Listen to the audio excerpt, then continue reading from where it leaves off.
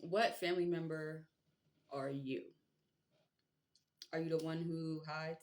Are you the one who just doesn't show up to events anymore because you feel like it's just be a bunch of commotion, not enough love, and things just aren't the same as they were when you were growing up? It's okay to be any of these things. It's okay to be the person who needs alcohol just to be with your family. But there's hidden things behind that, you know? I used to be the kind of person, if I came around my family, if we were having an event, I was getting drunk. But it was because I felt like I couldn't express or be who I truly was around them. It was like they had already painted this picture of me for who they painted me out to be just because of the people that I chose to be around. And that just was so far from the truth that it started making me reflect the people that I be around without even realizing it. And it's like sometimes our family are the first people to put standards on us. Excuse me. But sometimes our family is the first people to put standards on us. Like as an adult now, do you still feel like when you walk around on this earth and you live your day-to-day life, are you living according to your family standards? Like, are you still trying to prove something to them? Or are the standards that you're walking by each day to try to break the barriers and knock those down and make new standards for yourself, are those self-inflicted standards? We have to recognize that even as adults, we make mistakes. Even as adults, we completely don't know the whole truth. We know what we were taught. We can't ever really know the whole truth because nothing is written in plain anymore. Things are given to us because, and the way that things are given to us is because they want to tiptoe around certain aspects or certain things, or they don't want us to believe certain things about ourselves. They want us to believe that we're little ants and we can't do anything because we're just singular ants. But in all reality, we're the ones changing the world, quite literally.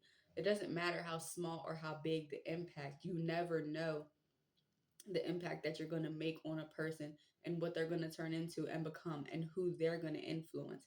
And if you would have never stepped into their life, they would have never been able to make that impact that they did in the future to come. Same with the negative. Same in the negative aspect. Sometimes we bring the standards of our families into our regular physical life and we're out here living up to standards that aren't even us. Like the way I was brought up is just like you work, you take care of your family, and that is it. The mental health, it wasn't something we talked about. The how how you should treat people was talked about. It was taught to us, but it wasn't implemented in our family dynamic. It wasn't implemented within each other. As kids, as a child, me and my cousins and my siblings, we were very close. We always got to spend time with each other. We were always around each other. As adults, I started to realize that we weren't really as close as we were as kids. We were close when we were kids because we were put there in those rooms together and we just kind of played with each other. We loved each other and we still do.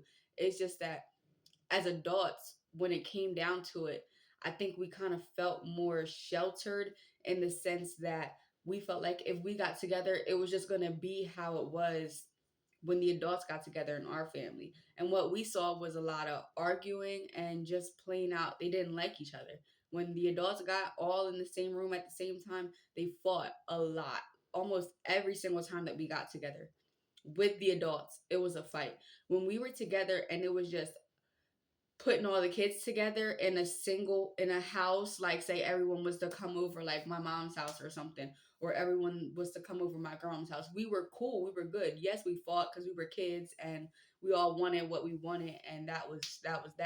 But once it came down to the adults coming together, like to be adults and cordially be one with each other, it was always ended in a fight. It always ended in a fight.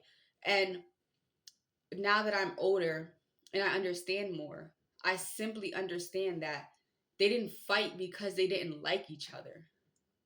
They fought because they weren't in love with themselves enough to understand that when a family member was talking to them about a certain thing, that it wasn't an attack on them personally. It was something that they were trying to say out of love that maybe came off wrong, or they didn't fully know how to express it because they weren't internally okay. So it came off as something that was trying to hurt them, and it wasn't. And then the other adult responded in a trauma response because they don't like being spoken to that way. And then it all just trickled down, and then that's what we were watching as kids. And I was the oldest. So when things went wrong, it wasn't like I wouldn't have the time to process why. I wouldn't have the time to sit and reflect because being the oldest, I need to move everybody. I need to get all the kids and tell them, let's go in the other room, or, because I didn't want them to see it. I didn't know why I didn't want them to see it. I just knew as the oldest, it was kind of instilled in me. And I don't think anyone ever taught me that, but as the oldest, I felt like it was my job to protect them. Not, and it didn't matter how I had to protect them, but I feel if you ask my brothers or my cousins and my sister, I always came off as the protective one. It was like I would be the first one to jump at any sign of someone physically or emotionally put inflicting pain onto any of them, because in my mind I am the protector. I am the oldest of the bunch. Like, I am the oldest of the grandkids. So initially I'm like, I need to protect them, period. And whatever happens to me. But at the end of the day, they'll be protected, which resulted in me quite literally not being okay with being around my family as an adult, because I saw that all they did was argue when the adults got together, or it could never just end in a good time. And as children, we don't understand. And then that reflects on how we communicate with our family as we get older, because our whole life we watch them not be able to finish an event without an argument, not realizing that they had traumas themselves that they just hadn't dealt with and still haven't dealt with to this day. And that's okay. But what's not okay is to keep having to experience that.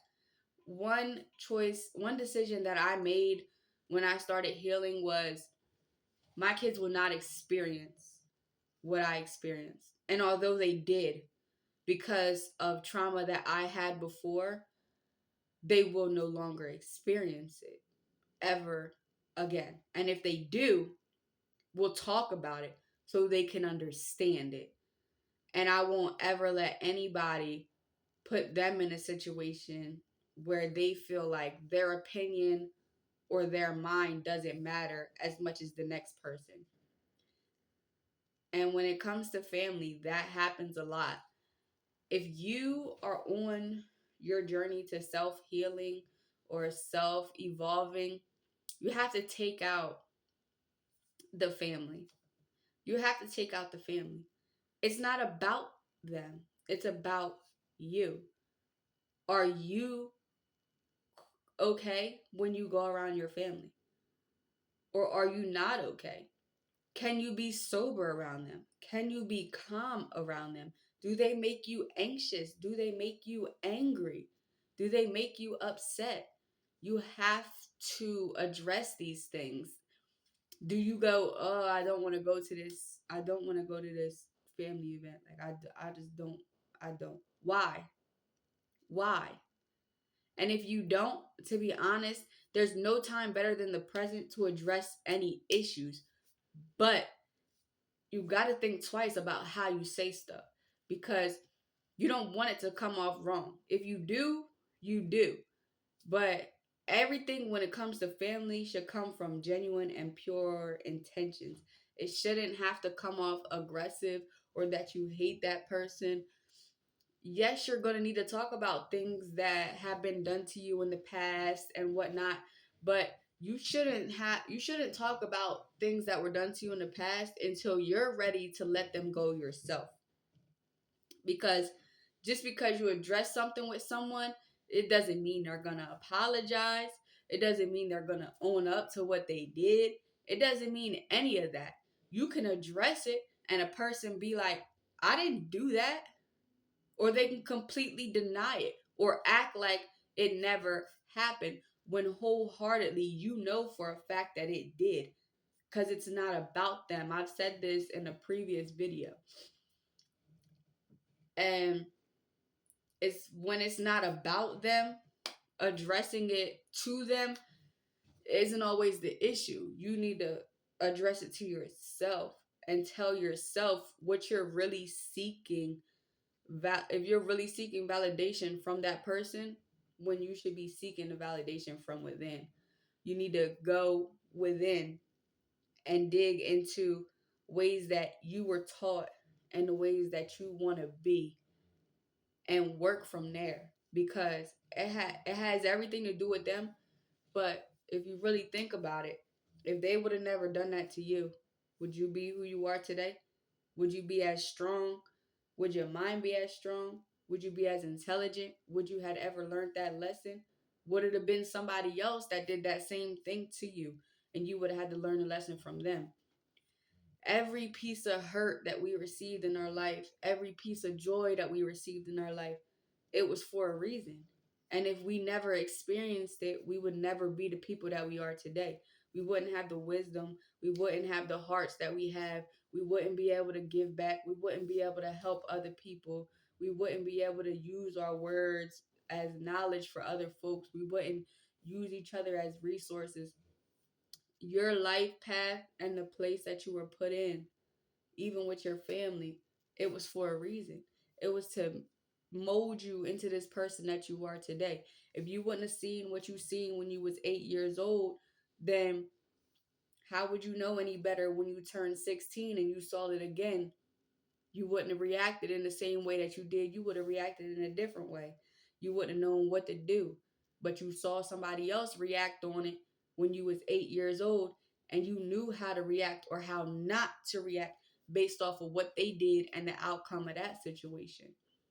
Everything in life is a lesson, and families are our first lesson.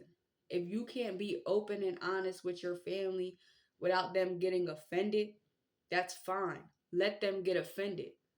Stand on what you say, stand on who you are, but you don't have to stand on it aggressively. Just let them know, I won't be disrespected. I'm not a child anymore, and I won't be spoken to like that. Period. And it don't have to be aggressive. It could be soft spoken. It could be slid on in there, nice, prim and proper while you chomping on your Thanksgiving food. You know what I'm saying? It don't have to be aggressive. But standing in who you are and your integrity and the respect that you deserve, the respect that you've always deserved, even as a child. Because I teach my kids this now. Just because you're a child doesn't mean you don't deserve respect. Respect is it's the full circle. You deserve respect as a child. You deserve to be explained to as a child. But it's a certain way to go about it. You have to approach things differently when it comes to kids. They don't understand. They only know what they're taught. They can only go as far as they could go. And that's just that. And kids aren't taught to learn lessons based off of what they've been through. They're not taught that. And that should be the first thing that we teach kids. Everything that we do each day transpires into who we become. There is no L's, only lessons. And that's what I like to teach, even in everything I do. No L's, just lessons. No L's, just lessons. If you lose, you learn something. If you won, you learn something. Sometimes winning can teach you that repetition is what you're supposed to be using. Sometimes losing teaches you, let's switch some things up. We got to change something around here. Either way, you're learning. And I feel like technically in life, there is no losing because you're always learning. You're always evolving. You're always growing. You're always becoming a better soul, spirit, body, and mind. Peace, love.